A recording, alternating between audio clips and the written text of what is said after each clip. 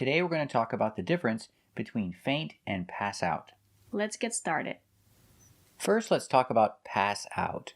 Pass out is the verb in present. In the past, passed out. He passed out. Passed out is a phrasal verb, so we need to stress both the verb pass and the preposition out. Stress both words, pass out. Not pass out, but pass out. He passed out. Why did he pass out?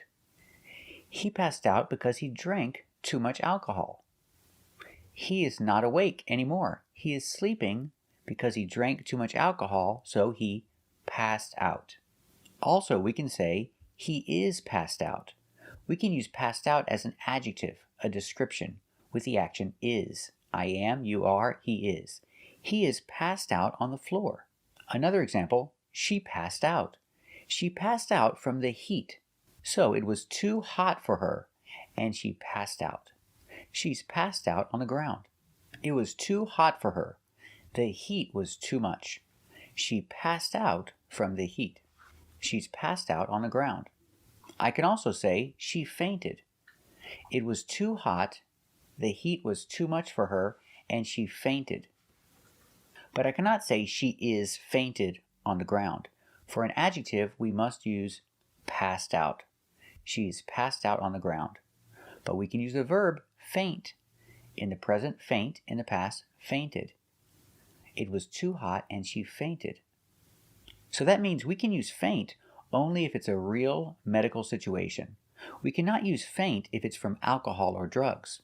Only for a real medical situation, like the heat, or someone is tired, or not enough oxygen, you can use faint. But pass out is always correct. We use pass out for any situation, whether it's medical or alcohol or drugs. So remember, he passed out. We cannot say he fainted. No, he drank too much and he passed out.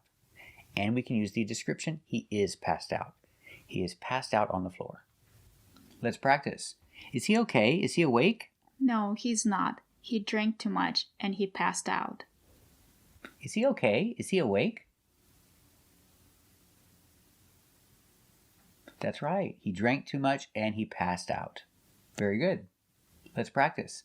Is he okay? Why is he on the floor? He drank too much and now he is passed out on the floor. Is he okay? Why is he on the floor? That's right. He drank too much and now he's passed out on the floor. Very good. Let's practice. Is she okay? No, it was too hot and she fainted. Is she okay?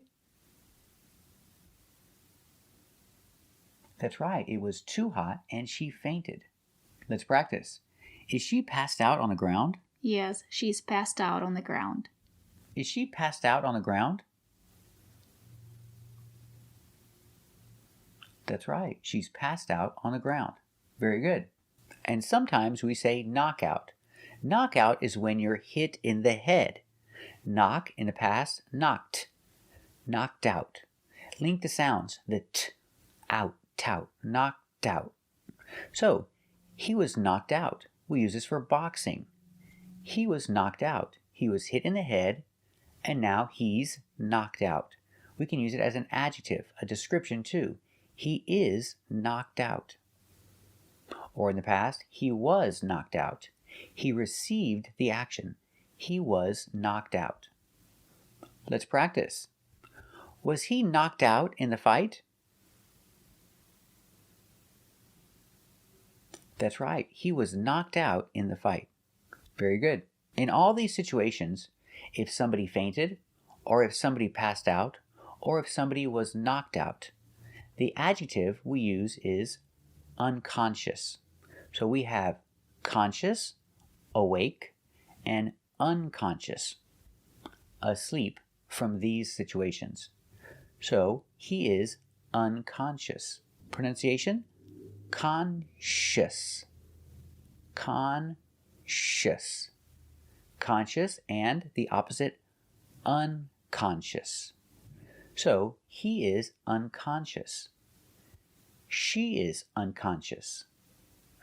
They are unconscious.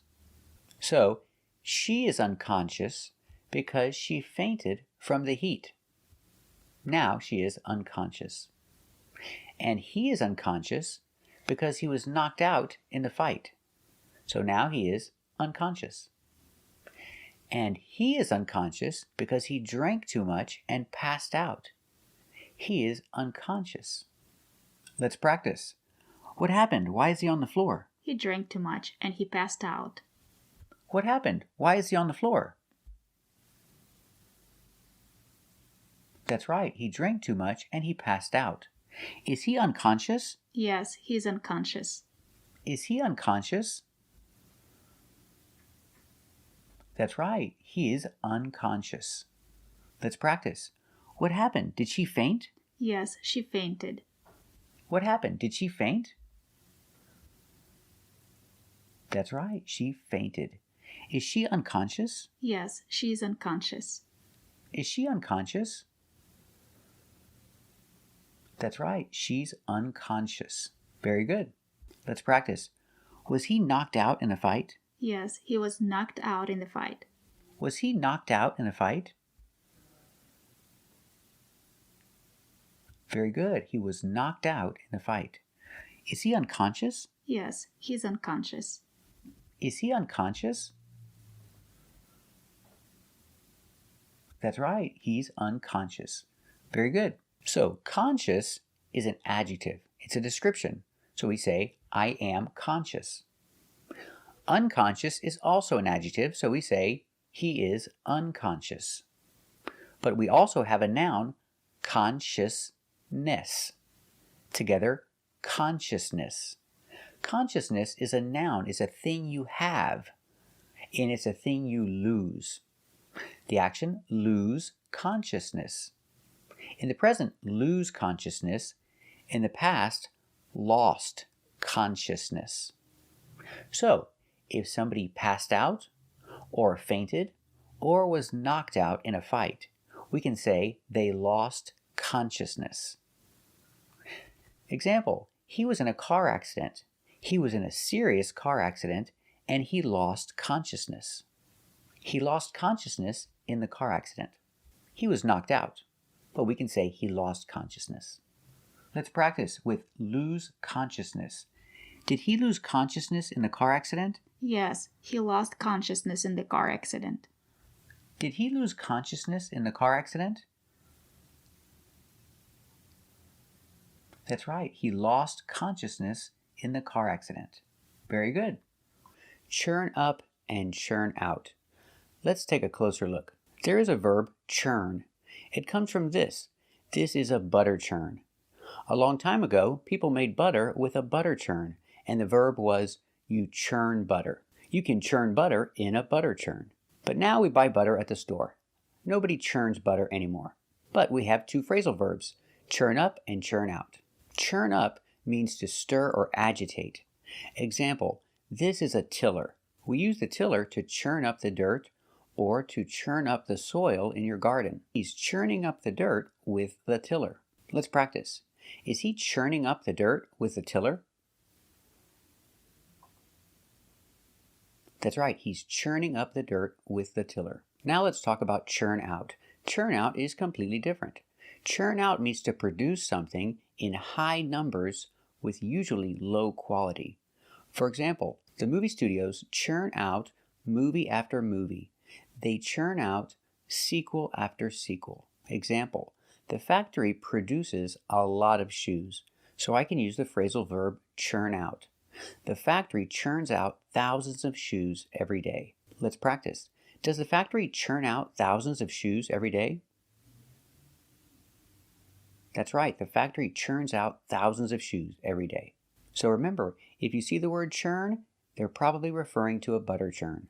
But if you see the phrasal verb churn up, it's talking about stirring up something. And churn out means to produce a lot of things. Thaw out. It means to defrost. If you have frozen meat and you need to put it in the refrigerator for one day so you can cook it, because you cannot cook frozen meat, you have to defrost the meat. Or use the phrasal verb. You need to thaw out the meat. The action, thaw. Pronunciation, use a TH with no voice, just air. And the AW makes the aw sound. Thaw. Like saw and law. Aw. Together, thaw. Thaw out. Thaw out is a separable phrasal verb. That means if I use a pronoun like it, I have to put it in the middle. I have to separate the phrasal verb and put the pronoun in the middle. Thaw it out. Pronunciation, thaw it out.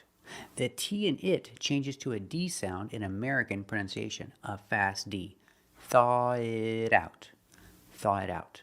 But if you say the name, for example, chicken, you can put it at the end, thaw out the chicken. Or you can put it in the middle, thaw the chicken out.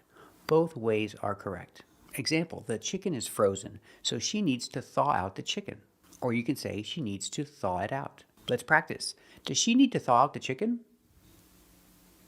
That's right, she needs to thaw out the chicken. Does she need to thaw it out? That's right, she needs to thaw it out. And what if you have more than one? Example, frozen meatballs. I need to thaw out the frozen meatballs.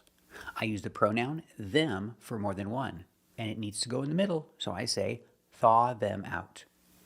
I need to thaw them out because they're frozen. I cannot cook them frozen, so I need to thaw them out. Let's practice. The meatballs are frozen. Do you need to thaw them out? That's right, I need to thaw them out. So you can use the action, I need to thaw out the meat, or I can say, I need to let the meat thaw out. Now the meat is doing the action, and I let the meat thaw out. This is also correct. So I can say, she needs to let the chicken thaw out. Let's practice. Does she need to let the chicken thaw out? That's right, she needs to let the chicken thaw out. It's frozen. So remember, you can use the action defrost or the phrasal verb thaw out.